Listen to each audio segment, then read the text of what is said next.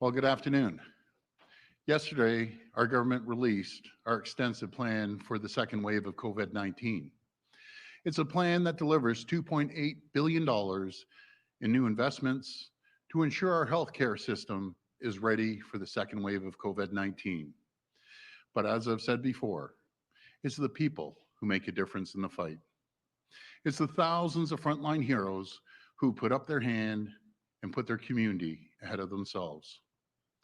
Because of these heroic efforts, we avoided the worst during the first wave. But as we enter into the second wave, and as our modeling shows, some of the toughest days lay ahead. We've been hard at work over the past few months to prepare for this very moment. As we enter the second wave of COVID 19, we need to stabilize our PSW workforce. We need to make sure that when our loved ones need care, whether at home, in a hospital, or in a long term care, there's a PSW there to support them. And that means retaining our PSWs and getting more into the system. It means creating an incentive for more people to sign up as PSWs at a time when we need them most. It's absolutely critical. And that's why today we're making a landmark investment of $461 million to help stabilize our PSW workforce by giving over 147,000 PSWs a much deserved pay raise. That means that as of October 1st, we're providing a $3 per hour more for 50,000 eligible PSWs in long term care, for 38,000 eligible PSWs in home and community care, and for 34,000 eligible PSWs in children, community, and social services. We're also providing a $2 an hour more for 12,300 PSWs in the public hospitals. Today's funding is a first step that will provide a pay raise until March 2021. We're going to keep working with our frontline friends on the front lines on how we can continue to support our PSWs because our PSWs deserve our appreciation and respect. They're doing a heck of a job, and I want to give a special shout out to all the PSWs today. Thank you for everything you do, and I absolutely love you guys. I really do. You're amazing people. You're absolute champions, as I always say. If you see a PSW this week, please be sure to thank them. And we're going to send them reinforcements. We're recruiting over 2,000 more PSWs through our fall preparedness plan. We're putting 3,700 more boots on the ground to support our healthcare system. But all of us have a role to play in fighting the second wave, in stopping this deadly virus from spreading. Yesterday's modeling data was a wake up call. We could have 1,000 cases a day by mid month. So, again, I have to keep saying, please don't let your guard down. Please follow the public health measures. Think about the PSWs and everyone working 12 hours a day on the front lines. Think about your grandparents, your parents, friends, and family members. My friends, we're all in this together. Please keep doing your part so we can all stay safe and healthy. Thank you, and God bless the people of Ontario. Now I'll hand it over to Minister Elliott. Thank you, Premier, and good afternoon. Our government's top priority throughout this pandemic has been to protect the health and well-being of all Ontarians. That commitment has always included our frontline healthcare workers who have gone above and beyond to help patients throughout the COVID-19 outbreak in Ontario. Personal support workers, or PSWs, and direct support workers care for some of our most vulnerable patients and have been critical in the fight against COVID-19. That's why our government is proud to be investing $461 million to increase wages temporarily for over 147,000 eligible PSWs and direct support workers. With this investment, we are enhancing wages for eligible workers that deliver publicly funded personal support services in home and community care, long-term care, and public hospitals, as well as similar direct personal support in the social service sector. This wage enhancement will start today. Our government wants to ensure our healthcare and social services systems can attract and retain the workforce needed to care for patients, clients, and residents in response to the COVID-19 pandemic. This investment builds on the province's COVID-19 Fall Preparedness Plan, which includes an investment of more than $26 million to support PSWs and supportive care workers. As we prepare for the immediate challenges of the fall and a second wave of COVID-19, this investment recognizes their important role and will help ensure people get the care they need. I also want to urge all Ontarians to continue to be vigilant in following public health advice. Please stay home when you are not feeling well, even if you only have mild symptoms. Continue to practice physical distancing. Wear a face covering when physical distancing is a challenge or where it is mandatory to do so. Remember to adhere to gathering limits and wash your hands frequently and thoroughly. We are in this together, and this advice continues to be the best way we can protect each other during this outbreak. Thank you, and I'll now pass it over to Minister Fullerton. Thank you, Premier, and thank you, Minister Elliott. Before I begin, I want to thank all our hospital partners who have helped and are currently helping our long-term care homes that are facing outbreaks. Your assistance is invaluable, so thank you. I also want to recognize that today is Seniors' Day across Ontario. Before the pandemic, I visited long-term care homes across Ontario to meet with residents, operators, and the staff. And the backbone of every long-term care home is their personal support workers. And I've always appreciated speaking with the personal support workers during my visits. Every resident in our long-term care homes, as well as their families, have stories about their PSWs and how significant they are to their daily lives. Our PSWs have been on the front lines of our efforts to contain the spread of COVID-19, and they keep our loved ones safe. They have been working around the clock to keep our mothers, fathers, family members, loved ones, and friends safe and healthy. And as the Premier mentioned today, we recognize their heroic efforts. Starting today, we are providing a temporary targeted increase of $3 per hour for 50,000 eligible PSWs in our long-term care homes. And on top of that investment, earlier in the week, we announced our long-term care preparedness plan, which includes further investment into hiring more PSWs.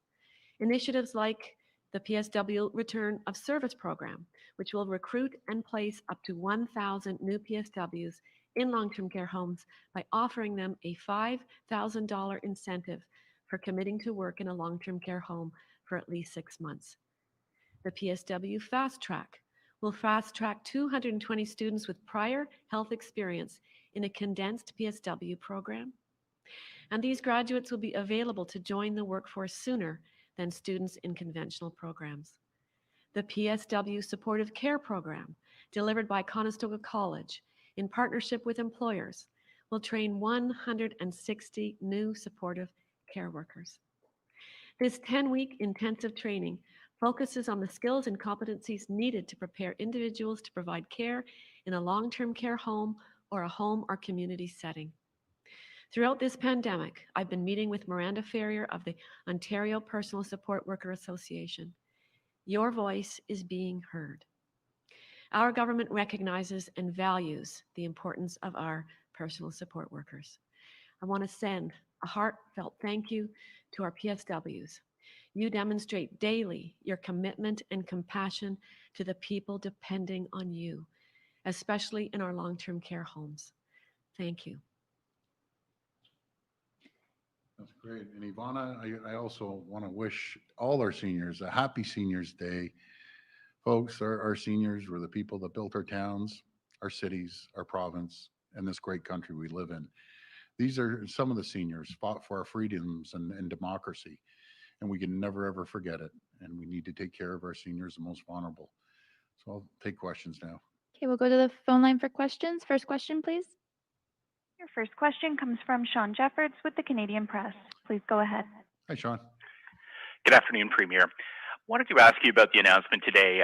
Demand for services for PSWs presumably will not go away after the pandemic concludes. So why is this raise not permanent? Yeah, well, we have a few T's to cross, the I's to dot, but there's no one's been fighting for PSWs more than myself the two ministers behind me, Dr. Williams, everyone knows the work that they've been doing. I've always said they were overworked, underpaid. And Sean, we're the first government ever to actually stand up for PSWs, cheering them on, giving them a pandemic pay, giving them a raise till March. But folks, stay tuned. We're going to help you moving forward. But in the meantime, you're going to have a fair raise, and I'm going to be behind you. We're going to get this done. So when it comes around to March, I'm going to do everything I can to make sure this is full time. They deserve it. They're hardworking folks, and I have your backs. That's what I tell the PSWs out there. I'll always have your backs. And I got to tell you a little story, Sean. Sorry to detract, but you know, everyone has faced this one time or another, and if you haven't, you know, you'll appreciate the PSWs. I remember Sally. I still remember her name, Sally. That was in our home, my mom's home, when she was fighting cancer, and she was there every single day. And do you know it's heartbreaking? Sally would take the bus. So we got to figure something out about travel expenses too. She would take the bus from home to home, but stayed there with my mom. She would stay there all night with her, help her, you know, clean her. You know, I'm good. Follow up? Premier, on another topic, I'm wondering if you can tell us when it comes to a broader lockdown of the province in response to the case surges, are there specific metrics that you can name that your government is looking at to determine whether these broader measures need to be put in place? You know, what is the government, what is the command table, what is cabinet using to make a call for something that drastic? I'll pass it over to Minister of Health. Well, we take a look at a variety of issues. Of course, the increase in case counts on a daily basis, where they're happening, the hospital's ability to cope, the R factor, the reproductive number of cases that determines what sort of a setting we expect to reach. We released the modeling the other day, which shows a concerning increase in cases. So we're watching this very closely with Dr. Williams with the public health measures table. But I think probably to speak more specifically to your question, I will ask Dr. Williams to come forward.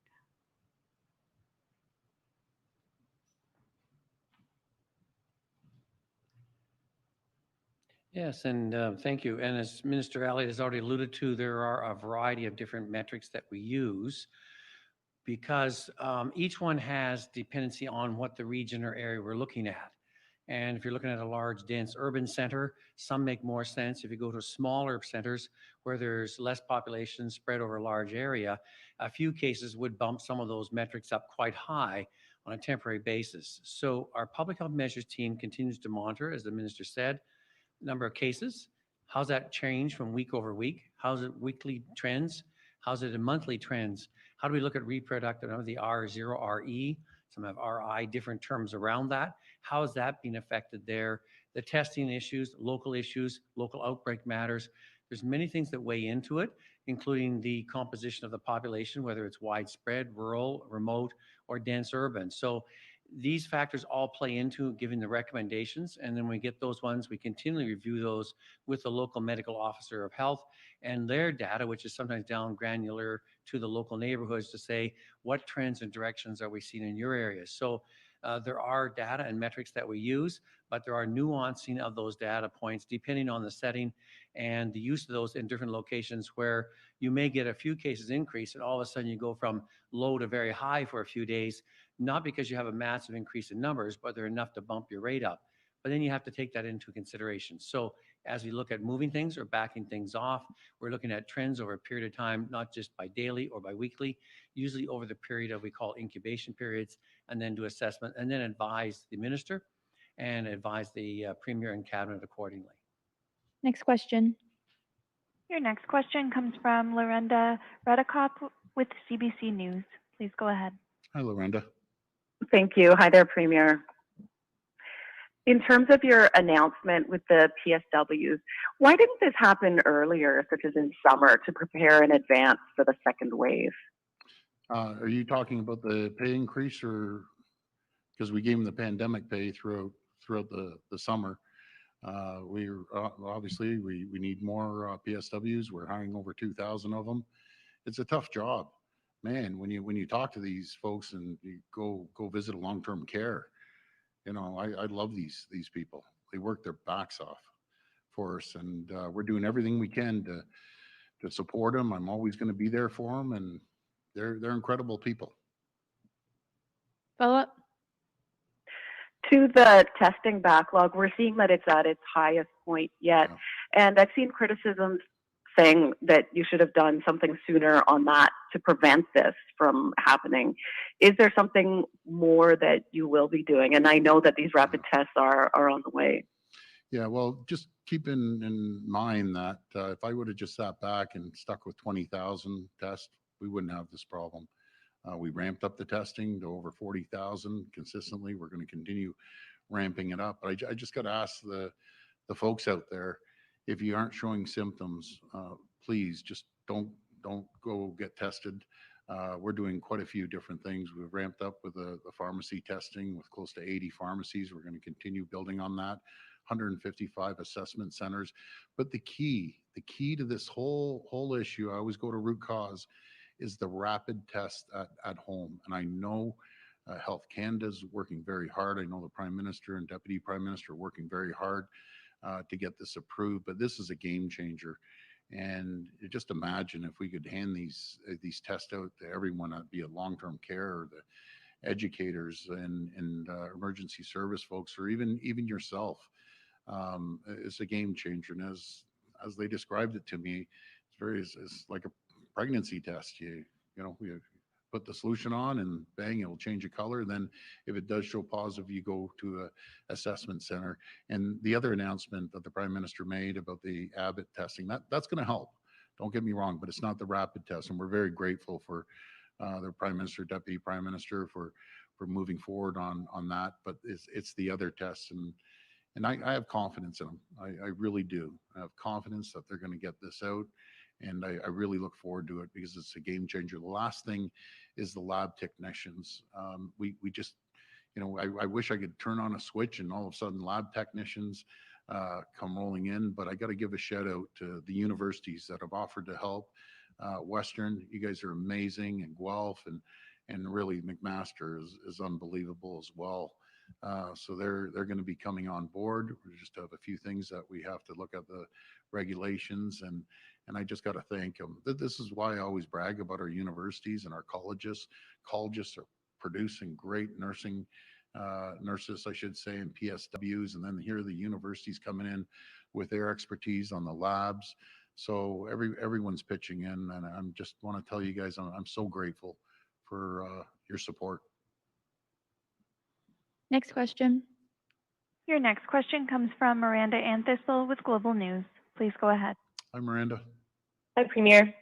An Oshawa wedding has been linked to 8 COVID-19 cases, and it appears people who threw the wedding are not releasing the guest list, so contact tracing isn't going to be possible. How do you crack down on things like this, and what's your response to this Oshawa wedding? Well, I think no matter where they have it, they have it at a function somewhere, be it a convention hall or banquet hall. It's their responsibility to get the names, but also the people getting married. You got to give up the names, and until we can contact trace them. God forbid, something breaks out. But it's so important. It really, we can do everything as a government. The healthcare workers can do everything. But if we have certain groups within the public aren't following the guidelines, it's very difficult. But majority of people are, like 99% of the people are. I'd even say more than 99. But you have a few folks that don't want to follow the guidelines. You're hurting everyone. We just talked about the PSWs and your grandparents and parents. Help them out. They don't need additional workload. So the quicker we can just give up the names and the phone numbers, there's nothing wrong with it. We're going to do anything bad to them. We just got to make sure that we follow and trace them and track them. We put $1 billion into that for testing, tracing, and tracking. So it's only going to work if the people cooperate, which the vast majority of the people are. Follow up. Thank you, Premier. And you said the second wave numerous times now is going to be worse than the first. So By that logic, we'll at some point be going to stage 2 restrictions again or putting further restrictions in place. And I know that you're taking your advice from the health experts, from Dr. Williams and the public health table. But for families and businesses to be better prepared, what can you tell them in terms of numbers? What thresholds do hotspots like Toronto, Peel, Ottawa have to reach in order for that to happen? I'm going to turn this to Dr. Williams, but what we are focusing on are the hotspots, the Ottawa, the Toronto, and the Peel. We're there to support them. I know the federal government's there to support businesses, but the best way to help any business is everyone follows the protocols and guidelines and that the chief medical officer has laid out. The best way we can help them is keep their doors open as long as we possibly can. That's how we can really help these folks, by following the guidelines, bringing the numbers down. That's the best way of defense against this virus. But I'll pass it over to Dr. Williams.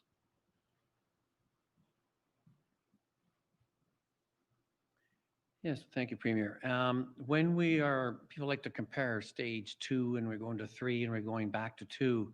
You have to remember when we did that through phase 2, stage 1, 2, and 3 were not a reduction of close down, they were opening up. And that may sound like semantics. It was set up in a different perspective. As we're now looking at the situation we're seeing, as I give examples before, we didn't have schools opening or closing as part of that phase. We hoped that the community numbers would be down and we would open up. So that as we're looking at these different methods of reducing, we're strongly recommending that we don't close schools at this stage and a number of areas. So we can be more strategic and look at the data and information of saying, where are the outbreaks occurring? Where are the cases occurring? You've heard of one event just now. We've worked at the social events and others. We keep bringing recommendations from our public health measure table based on the input we're receiving from our local medical officers of health and at our public health measures table. The other difference between now and opening up with the stages is that those were province-wide as we were doing that. The impact of this so far, as the Premier's alluded to, has majority focused on 3 or 4 hotspots, and therefore what can we do to work at some general methods that would help, and then to go specifically at some things working with the local medical officers of health to deal with that. So it's not just a repeat of stage 2, it may be some things that are similar to stage 2, but it's applied with a much more methodical metric and going at it in a way that is backed up by local data, and what the local medical officer of health sees is also necessary to deal with the risk factors in the areas that they're seeing the impact of numbers in their local jurisdictions. So it's not just going back to 2, it's basically a different thing plus, and even more stringent in some areas in particular. So we're closing down some things that we already recommended that were in 2, that we were back in 1. So we will even go back to some areas there if it's necessary. Those venues are the risk settings.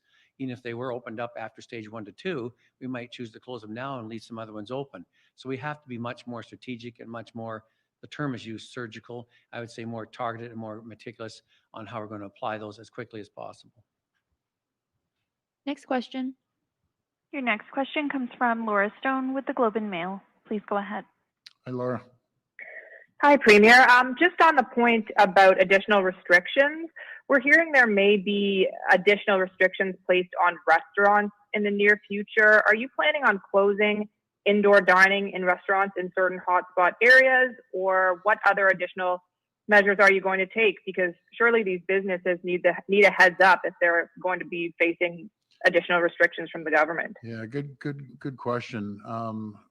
We're doing everything on evidence-based. You know, there has to be justification if we close down a restaurant or be it the banquet halls. And right now, I will pass it to Dr. Williams. Right now, as Dr. Williams said the other day, we're seeing it more with the staff in the kitchen areas per se, more than the patrons. And I gotta compliment all the restaurants. You guys are doing great. You're following the guidelines. You're listening to the chief medical officer. This is their livelihood, and they're doing such a great job. And if we can reduce it to the tables of 6, that would be fabulous. And I know Toronto was brought down from 100 down to 75 in a restaurant. But I also always have to keep in mind the 10 regions in Ontario that don't have any cases at all. They have to keep their livelihood going and moving forward. And I think there's 5 with less than 5, if I'm not mistaken, cases. So we have to differentiate between the Ottawa, Toronto, and Peel. versus the rest of the province. But I'll pass it to Dr. Williams.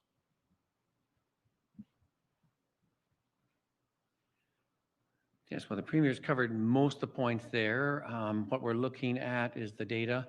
When we see outbreaks related to, thus far, with restaurants, food service, venues, we did close some of the nightclubs that had a higher rate, and we see most of the infections tend to be among staff than not writ large, but we're finding that some are being less than stringent about the public health measures with their staff when they're not in with the patrons, which they've done a good job at, whether they're in the back rooms or pre-work and post-work. And we find there's even some staff are going from one site to another. We've heard some rumors that some staff are allowed to work even when they're feeling ill or when they are under quarantine. So just because a few are not adhering, it doesn't mean everyone should be punished accordingly or dealt with. When you talk about the numbers and limitations on that, as the Premier said, Toronto's moved down to 75. A lot of restaurants, of course, can't even do 75. They know the physical layout with they're going to do the certain distancing right now, have never been able to cope with any more than 50 people anyways. So they're very much restaurant facility by facility and how it's laid out. And that's where we want to be understanding of that. And they put measures and protection in place.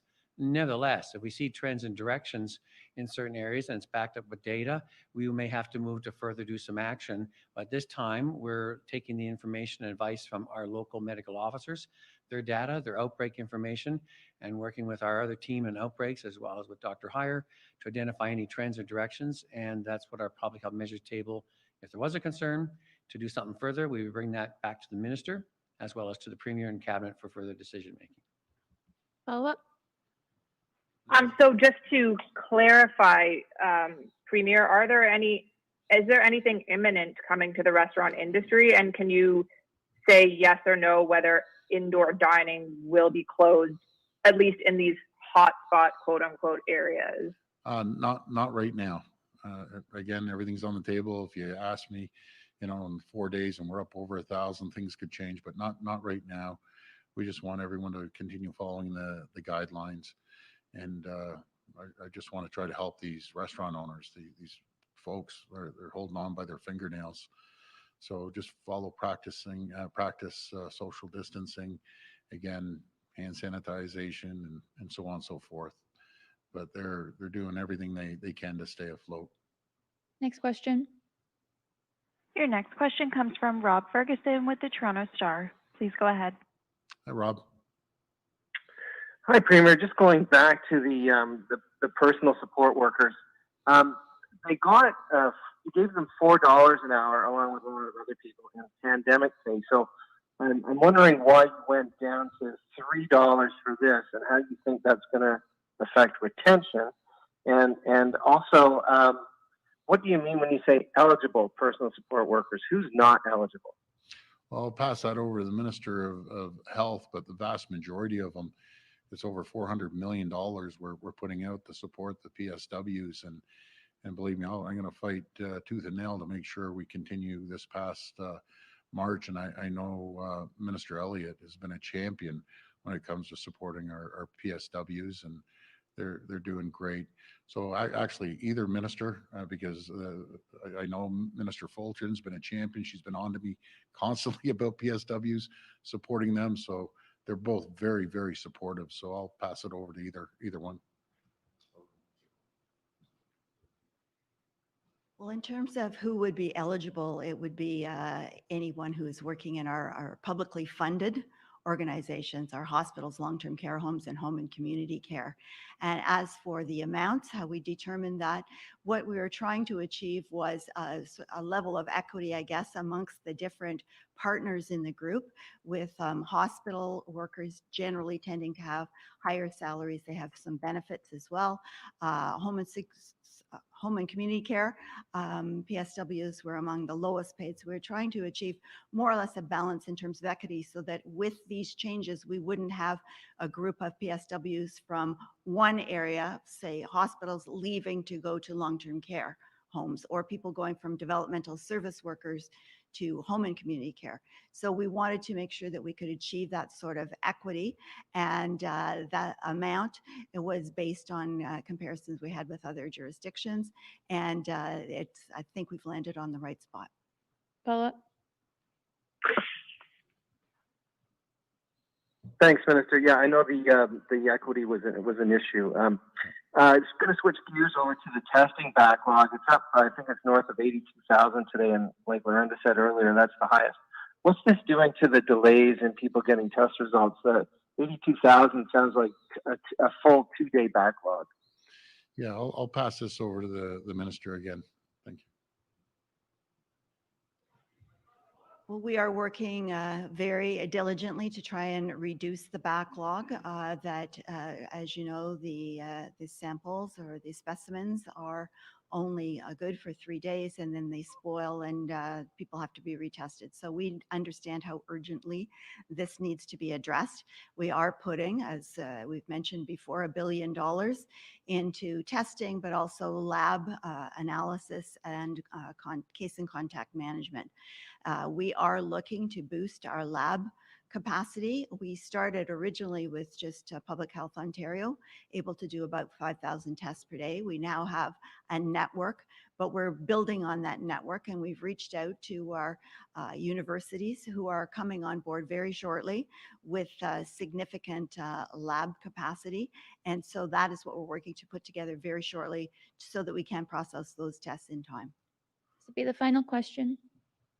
Your final question comes from Haley Cooper with News Talk 1010. Please go ahead. Hi, Haley. Thank you. Hi, Premier.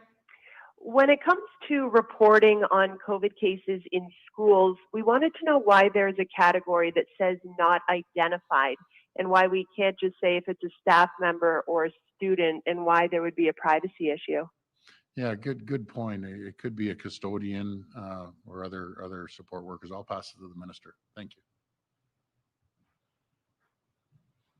Well, I think it is in recognition of the fact that it could be a student, it could be a teacher, but it could be one of any other number of people. It could be a custodian, it could be a bus driver, it could be one of the support workers working in administration. So that is the reason for it. And that's why we need to, we're being as broad and as transparent as possible, but that's the reason why. Follow up? Thank you. And my follow-up is for the Premier. We were wondering if you've spoken with the major grocers about maybe bringing their weekly deals in line with each other just temporarily, because right now you have shoppers going from store to store to store to store, chasing deals on produce or meat or what have you. And as the case numbers are modeled to reach 1,000 a day by the middle of the month, having people chase these deals and bounce between multiple stores seems kind of counterproductive. Yeah, I agree. You just gave me two good questions. Your first one, by the way, as soon as I saw that, I asked the same question, and this is a great question too. It's very competitive out there in the retail market. No matter if it's Loblaw, Sobeys, Metro, Walmart, Costco, they're all competing against each other. And I hear you. It makes it a lot easier if they all coordinate. But I guess in a free market society, everyone's going at each other, and I think competition is good, but it'd make life a lot easier. And it is a great question if they'd coordinate, can of beans all at the same place, because it stops people from running around all the stores. But it's a real competitive market out there, and they're kind of going at each other. And the margins, people don't realize how small the margins are. The volume's huge, but the margins are so small in retail, and a lot of the suppliers as well. I just want to keep the supply going and moving forward. But I promise you one thing, Ellie, I will ask the CEOs of all of them when I speak to them and see what their answer is. It doesn't hurt. If someone could, put milk on sale right across the board, maybe coordinate what you guys are doing. But keep in mind, it's vicious competition with those folks. So I will ask, I promise you. I'll make the calls and get back to you on an answer. Okay, thank you, everyone. Thank you so much, everyone. Thank you.